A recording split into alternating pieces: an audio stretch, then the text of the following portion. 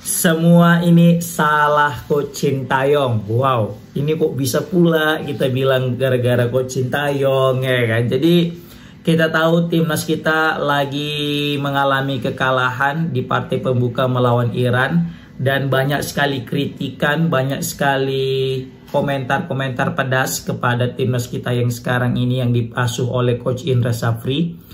Ya, karena dianggap mengalami penurunan tidak seperti layaknya timnas yang dipegang oleh Coach Sintayong, ya kan? Jadi ada beberapa alasan kenapa bisa kita bilang ini semua gara-gara Coach Sintayong. Yang pertama, gara-gara Coach Sintayong kita itu punya ekspektasi tinggi kepada timnas itu. Tidak hanya kelompok umur tapi juga senior.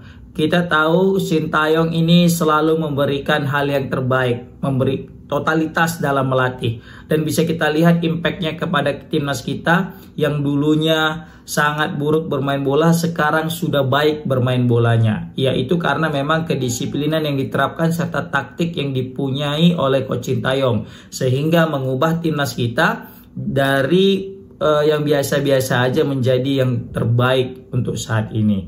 Makanya gara-gara Sintayong kita punya ekspektasi tinggi kepada timnas kita. Tidak hanya kelompok umur, tapi juga senior. Tidak hanya senior, tapi juga kelompok umur. Dan terbukti ketika menghadapi ketika menghadapi Iran kemarin, kita punya ekspektasi tinggi kan kepada timnas Indonesia di kelompok umur. Kenapa? Karena kita sudah terbiasa gara-gara dipegang Coach Sintayong sebelumnya, kita sudah terbiasa menghadapi siapapun lawannya, kita punya ekspektasi tinggi dan berharap bisa menang.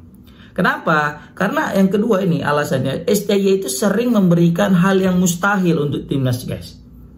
Ini ya paling mendasar kenapa ini bisa kita bilang salah STY. Ketika kita kalah saat ini dan dia sudah tidak ada lagi, inilah penyebabnya. Karena STY memberikan sesuatu hal yang mustahil untuk timnas.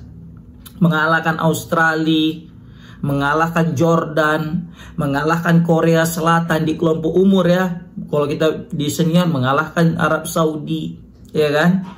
Ini kan sesuatu hal yang mustahil. Karena hal inilah membuat supporter timnas Indonesia itu merasa ketika kalah melawan Iran merasa sakit gitu, sakit hati, ya kan?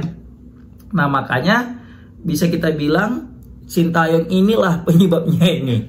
Gara-gara kita terlena sudah karena gara keasikan dengan prestasi yang diberikan Coach Sintayong. Jadi kita punya level tinggi, ekspektasi tinggi kepada timnas, sehingga ketika ya kan Coach Sintayong pergi, inilah yang membuat fans timnas ini ya kita harus tetap hasil positif. Ya kan, kita tetap harus mendapatkan hasil positif karena di zaman Sintayong kita sudah memberikan karena zaman Sintayong kita udah dapat hasil yang positif juga, ya kan? Nah gara-gara dia inilah yang memberikan hal yang mustahil kepada timnas, makanya banyak fans yang naik darah, naik pitam, emosi ketika timnas kalah daripada Iran kemarin, gitu ya kan?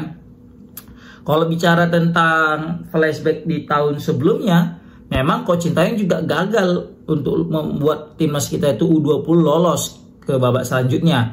Tapi setidaknya ketika gagal saat itu, Indonesia berhasil menahan imbang juara bertahan, yaitu Uzbekistan.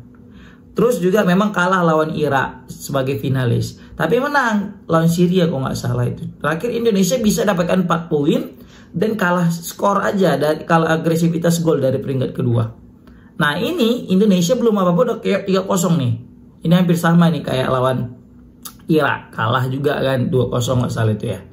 Nah berarti mau nggak mau Indonesia harus seri lawan Uzbekistan dan menang lawan Yaman ya. Yaman atau Suriah itu? Yaman ya kan.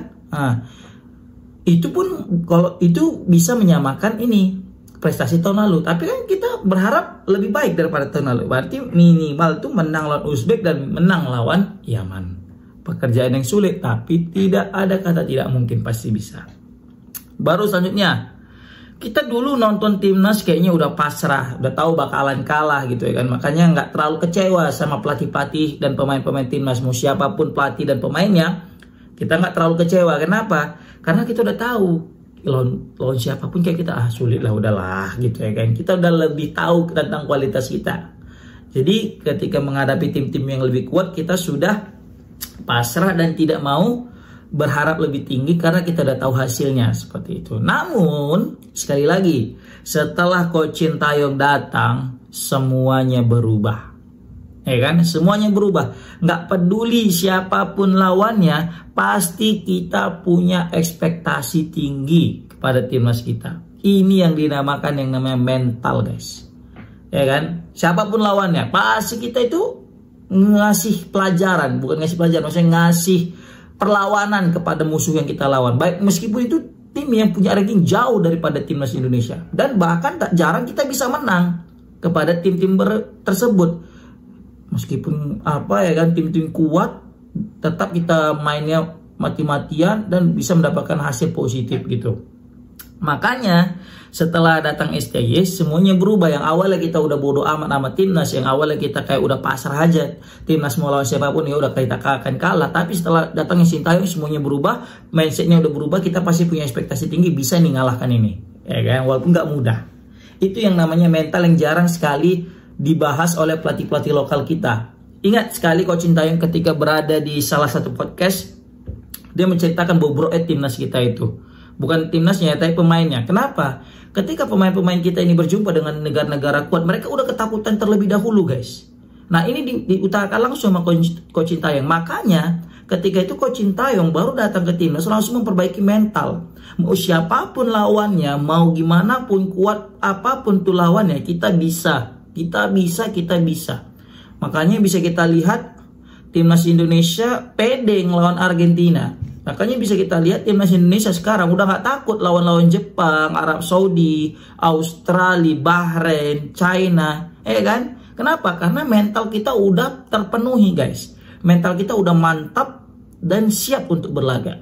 Dulu kalau kita bandingkan, lawan nggak usah kan, jangankan lawan ini kita, lawan China, Arab Saudi, kan? Lawan Jepang, Australia. Kita lawan Thailand aja udah ciut luan, lawan Vietnam lah. Udah kembut kita luan, kan? Sekarang udah beda. Kenapa? Itulah yang namanya mental, guys. Mindset yang kata Coach Sintayong bilang, perlunya pemain timnas kita ini dicuci otaknya untuk perbaiki mindsetnya untuk tidak takut pada siapapun meskipun rankingnya lebih tinggi. Nah, makanya kita bilang Sintayong inilah penyebabnya kenapa kita ini kalah, terus kita nyalai pelatih yang sekarang. Gara-gara dia membuat perubahan yang signifikan kepada timnas, dan setelah dia pergi ekspektasi itu meninggi, ya kan? Legasi yang dia tinggalkan itu harus tetap terjaga, dan kalau bisa dari segi prestasi harus lebih baik daripada dia. Dan ini belum terpenuhi, ya kan, sama Coach Indra Syafri. Walaupun masih pertandingan baru 1 laga. Makanya penentu itu nanti lawan Uzbekistan. Kalau kalah lawan Uzbekistan, makin menjadi-jadilah netizen untuk ngebully Indra Syafri dan timnas Indonesia. Serta juga Pak Erick Thohir. Pasti gitu. Ya kan? Kenapa? Karena kepergian Coach Sintayong yang udah memberikan banyak hal. Terus ketika timnas memburuk, maka netizen akan menjadikan itu senjata untuk memutar atau menyerang balik daripada federasi dan juga pelatih dan juga pemain gitu. Walaupun sebenarnya pemain udah nggak salah, karena kan dia pengennya dia bisa apa gitu kan, dia itu kan pelatih kan federasi gitu. Seperti itu, guys, ya kan. Makanya sulit juga nih posisi daripada Coach Indra Syafri untuk melanjutkan legacy atau mungkin bisa bilang melanjutkan prestasi-prestasi Coach Sintayong. Yang kita tahu Coach Sintayong ini udah bagaikan juru penyelamat timnas dari zaman kegelapan gitu. Aku yakin nih Coach Indra Syafri nggak akan mungkin dibully nih kayak gini ngerinya buliannya kalau misalnya saat itu Coach Sintayong nggak dipecat, ya kan? Lagi-lagi aku bilang ini cuma flashback dan opini aku. Tidak ada niat untuk membuat Sintayong lagi pelatih kita, enggak. Kita udah move on kok.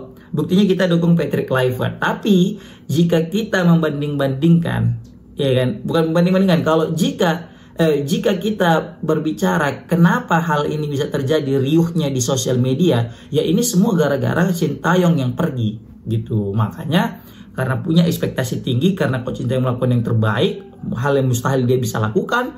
Terus ketika diganti dengan pelatih yang baru dan bagaimana pelatih itu membuat timnas kita menjadi tidak lebih baik, maka ini yang menjadi komentar oleh netizen. Oke, komen di kolom komentar gimana pendapat kalian. Assalamualaikum warahmatullahi wabarakatuh.